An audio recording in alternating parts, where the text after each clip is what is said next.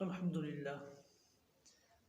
لله وكفى والصلاة والسلام على سيد الرسل وخاتم الأنبياء أما بعد فأعوذ بالله من الشيطان الرجيم بسم الله الرحمن الرحيم وإذا قيل لهم لا تفسدوا في الأرض قالوا إنما نحن مصلحون ألا إنهم هم المفسدون ولكن لا يشعرون وإذا قيل لهم آمنوا كما آمن الناس قالوا أنؤمن كما آمن السفهاء ألا إنهم هم السفهاء ولكن لا يعلمون صدق الله العظيم. لفظی ترجمہ سن لیجیے. وَإِذَا قِيلَ لَهُمْ وَإِذَا اور جب قیل کہا جاتا ہے لَهُمْ ان سے انہیں لا تفسدوا کہ نہ فساد پھیلاؤ فی الارض زمین میں قالوا تو کہتے ہیں انما صرف نحن ہم مصلحون اصلاح کرنے والے ہیں. الا انہم الا خبردار یعنی سنو غور سے دھیان سے سنو انہم بے شک وہ ہم وہی المفسدون فساد کرنے والے ہیں ولیکن اور لیکن لا یشعرون وہ نہیں سمجھتے. وَإِذَا اور جب قیل کہا جاتا ہے لہم انہیں آمینو کہ تم ایمان لاؤ کما جیسا کہ آمن الناس آمن ایمان لائے الناس لوگ قالو تو وہ کہتے ہیں انؤمن کیا ہم ایمان لائیں کما جیسا آمن السفہاء ایمان لائے بے وقوف.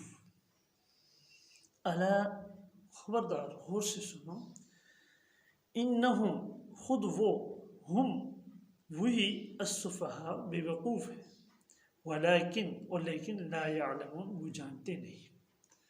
محاورہ ترجمہ سنیے کہ جب ان سے کہا جاتا ہے کہ فساد مت کرو زمین میں تو کہتے ہیں کہ ہم تو اصلاحی کرنے والے ہیں. اور یاد رکھو غور سے سنو کہ بے شک یہی لوگ مفسد ہیں یہی فسادی لوگ ہیں لیکن وہ اس کا شعور نہیں رکھتے. اور جب ان سے کہا جاتا ہے کہ تم بھی ایسا ہی ایمان لے آؤ جیسا ایمان لائے اور لوگ تو کہتے ہیں کہ ہم ایمان لانے جیسا کہ ایمان لے آئے ہیں وہ بے وقوف. الا انہم یاد رکھو بے شک یہی ہیں بے وقوف لیکن اس کا انہیں علم نہیں رکھتے لیکن وہ اس کا علم نہیں رکھتے ان کو معلوم نہیں. تو گزشتہ درس میں منافقین کا تذکرہ چل رہا تھا. میں نے یہ عرض کیا تھا کہ پورا رکوع منافقین کی خباثتوں کو اللہ تبارک و تعالیٰ نے پوری رکوع کے اندر بڑی تفصیل کے ساتھ بیان فرمایا ہے. اب یہ جو میں نے 3 آیتیں آپ حضرات کے سامنے تلاوت کی ہیں ان کے اندر بھی مزید منافقوں کی 2 خباثتوں کا ذکر ہے تذکرہ ہے. منافقین کئی طرح کا فساد پھیلاتے تھے کئی طرح ان کے مختلف حربے ہوتے تھے مختلف طریقے ہوتے تھے مختلف طریقوں سے مختلف حربوں سے مومنین کے اندر ایمان والوں کے اندر فساد پھیلاتے تھے. کبھی مسلمانوں کے پوشیدہ راز جو ہوتے تھے ان کو فاش کر دیتے کیونکہ اپنے آپ کو تو مسلمان ظاہر کرتے تھے ایمان والا ظاہر کرتے تھے. مسلمانوں کے پوشیدہ جو راز ہوتے تھے وہ حاصل کر کے ان کو فاش کر دیتے دوسروں کو بتا دیتے تھے اور کافروں تک پہنچا دیتے تھے. کبھی کافروں کو مسلمانوں کے خلاف اکساتے مسلمانوں کے خلاف ابھارتے اور مسلمانوں کی مخالفت پر آمادہ کرتے تھے. اور کبھی کبھی ایسا کرتے کہ کافروں کے جو اعتراضات اور شبہات ہوتے تھے وہ جو کمزور ایمان والے مسلمان ہوتے تھے ضعیف الاعتقاد مسلمان ہوتے تھے یا جو نئے لوگ اسلام کے اندر داخل ہوتے تھے تو ان کا ایمان ابھی کمزور ہوتا تھا ان کے سامنے وہ اعتراضات اور شبہات بیان کرتے تاکہ یہ نئے ایمان لانے والے مسلمان شش و پنج کے اندر پڑ جائیں. یہ شبہات کی وجہ سے یہ نئے دین کو جو نعوذ باللہ ان کے نزدیک ایک گمراہ دین تھا اس کو چھوڑ دیں اور اس کی مخالفت کر دیں اور واپس دوبارہ اسی دین پہ آ جائیں جس دین کو یہ چھوڑ کر گئے ہیں.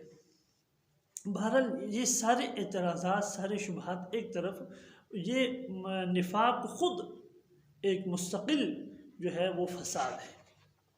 منافق ہونا، نفاق رکھنا، یہ خود ایک مستقل فساد ہے. اس لیے کہ جو دو رویے والا شخص ہوتا ہے کہ آپ کے ساتھ اس کا ایک رویہ، دوسرے کے ساتھ دوسرا رویہ، آپ کی بات ادھر، ادھر کی بات ادھر، یہ جو ایسا شخص ہوتا ہے یہ ایک مستقل قسم کا فسادی شخص ہوتا ہے. تو یہ منافقین کی بھی ایسی حرکات تھی. جب ان منافقین سے کہا جاتا تھا کہ تم ان اپنی منافقانہ حرکتوں سے باز آ جاؤ، ایسی حرکتیں نہ کرو، فساد مت پھیلاؤ، اور آپس میں ایک دوسرے کو، کفار کو مسلمانوں کے خلاف مت اکساؤ، ان کی مخالفت پہ مت آمادہ کرو. تو کیا کہتے توبہ توبہ، ہم تو فساد تو نہیں، ہم تو انما نحن مسلمون، ہم تو اصلاح کرنے والے ہیں.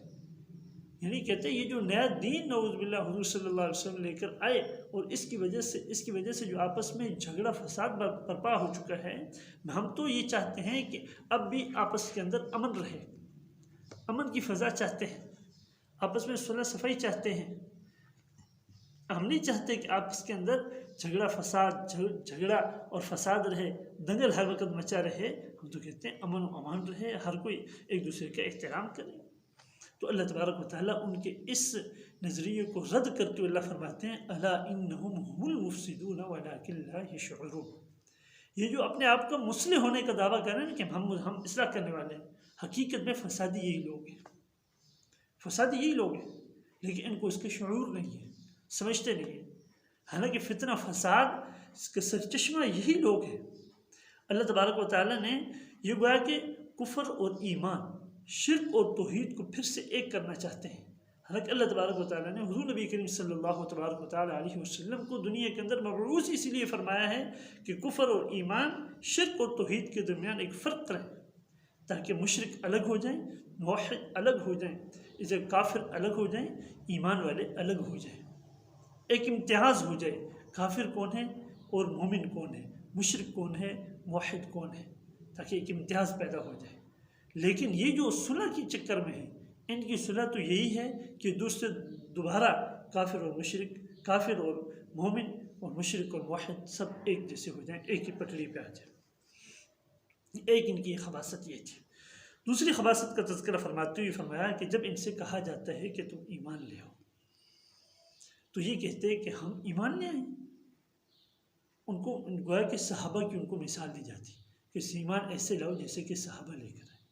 تو وہ صحابہ کو نعوذ باللہ من ذالک بے وقوف کہتے، اور یہ کہتے کہ ہم ایمان لائیں ایسے جیسے یہ بے وقوف لوگ لے کر آئے. حالانکہ نعوذ باللہ وہ کہتے کہ ان کو تو اپنے دنیا کے نفع نقصان، انہوں نے تو اپنے دنیا کے نفع نقصان کو بھی نہیں سوچا کہ ہمارے کو دنیا کا نفع نقصان کیا، اس میں کوئی نفع ہے یا نقصان ہے. یہ تو ایسے آنکھیں بند کر کے اللہ کے نبی پہ ایمان لے آئے. اس لیے فرمایا یہ بات صرف اس وقت کے منافقین کے لیے نہیں ہے، بلکہ ہر زمانے کے گمراہ لوگوں کا یہی طریقہ رہا ہے کہ جب بھی ان کو صحیح دین کی بات یا صحیح دین کا راستہ بتلایا جاتا ہے تو وہ بے وقوف اور کم عقل قرار دیتے ہیں.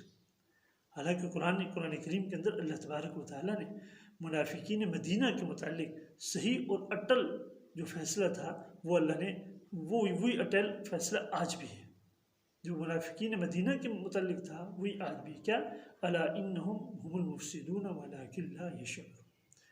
کہ بیوقوف یہ خود لوگ ہیں، ان کو اس کا علم نہیں ہے، جانتے نہیں ہیں. اللہ اکبر.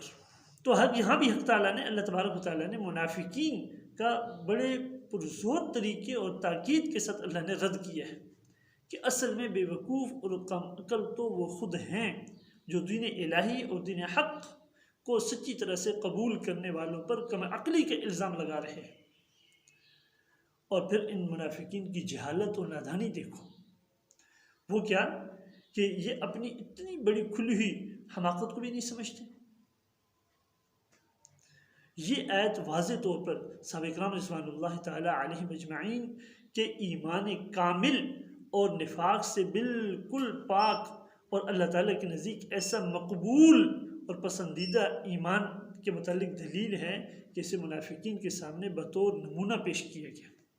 جیسے دوسری جگہ بھی اللہ تبارک و تعالیٰ نے فرمایا نا فَإِنْ آمَنُوا بِمِثْلِ مَا آمَنْتُمْ بِهِ فَقَدِ اهْتَدَوْا، اگر ایمان لانا چاہتے ہو، تم چاہتے ہو کہ تمہارا ایمان اللہ کے نزدیک مقبول ہو، تو اس کے لیے ضروری ہے کہ تم ایمان ایسے لاؤ جیسے صحابہ ایمان لے کر ہاں فَقَدِ اهْتَدَوْا، پھر تم ہدایت پا جاؤ گے۔ تو آج کے اس درس کے اندر منافقین کی دو اور خباثتوں کا ذکر ہے، سمجھے؟ پہلی خباثت تو جو وہ فساد ڈالنے والی، اور کہتے کیا ہیں کہ ہم اصلاح کرنے والے ہیں، اور آج کل کے دور کے اندر، آج کے معاشرے کے اندر بھی یہ بات دیکھی جائے تو بہت سارے لوگوں پہ یہ بات صادق آتی ہے، اپنے آپ کو مصلح قرار دینے والے، حالانکہ حقیقت میں دو رویوں والا شخص جو ہوتا ہے وہ ہمیشہ فسادی ہوتا ہے۔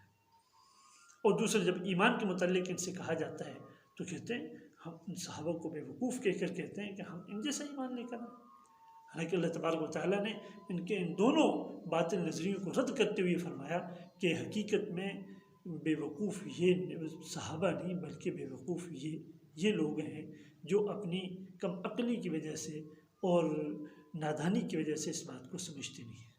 اللہ تبارک و تعالیٰ سے دعا ہے کہ اللہ تعالیٰ ہم سب کو ایمان کامل نصیب فرمائے، اور منافقین کی جتنی خصلتیں ہیں ان تمام خصلتوں سے اللہ تبارک و تعالیٰ ہم سب کی حفاظت فرمائے۔ وما علینا الا البلاغ۔